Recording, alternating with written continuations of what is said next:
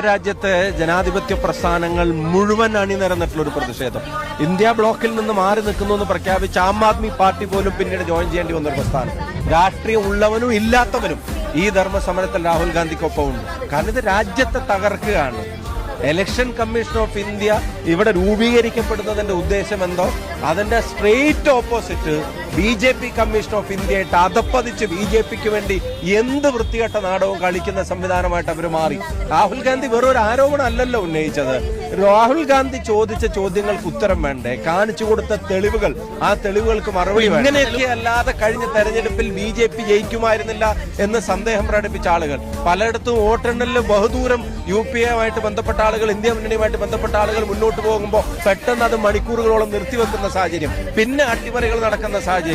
അച്ഛന്റെ പേര് ABCDEFGH മുതൽ Z വരെ ഉള്ളത്, വീട്ടു നമ്പർ 0, ഒരേ ഫോട്ടോ, പല ബൂത്തുകളിൽ പേര്, ഇതൊക്കെ തെളിവ് സഹിതം കൊണ്ടുവന്നതല്ലേ? അതിന് മറുപടി ഇന്ത്യയുടെ പാർലമെന്റിനകത്ത് ഇതൊന്ന് ചർച്ച ചെയ്യുന്നതിനകത്ത് ഇവരെന്തിനാ ഭയപ്പെടുന്നത്?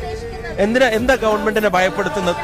എന്താ പ്രധാനമന്ത്രിക്ക് പാർലമെന്റിനെ ഫേസ് ചെയ്യാൻ ധൈര്യമില്ലാതെ പോകുന്നത്? ദേശീയ ചാനലുകൾ പ്രഖ്യാപിച്ച പോലെ 420 അവരിപ്പോ ഉള്ളത്.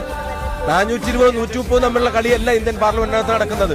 ഏതാണ്ട് പകുതി അംഗങ്ങൾ, ഇന്ത്യ രാജ്യത്തെ പ്രതിനിധീകരിക്കുന്ന പകുതി അംഗങ്ങൾ അവരാവശ്യപ്പെടുന്നു ഇതിനകത്ത് അന്വേഷണം വേണം, ചർച്ച വേണം, നടപടികൾ ഉണ്ടാവണമെന്ന്. ഇപ്പൊ ഒളിച്ചു കളിക്കുക ഗവൺമെന്റ്, പേടിച്ചോടുക ഗവൺമെന്റ്. എന്തായാലും രാഹുൽ ഗാന്ധി തിരികൊളുത്തിയത് ഇന്ത്യ മുഴുവൻ ആളി പടരുകയാണെന്നുള്ള കാര്യത്തിന് ഒരു സംശയവും വേണ്ട.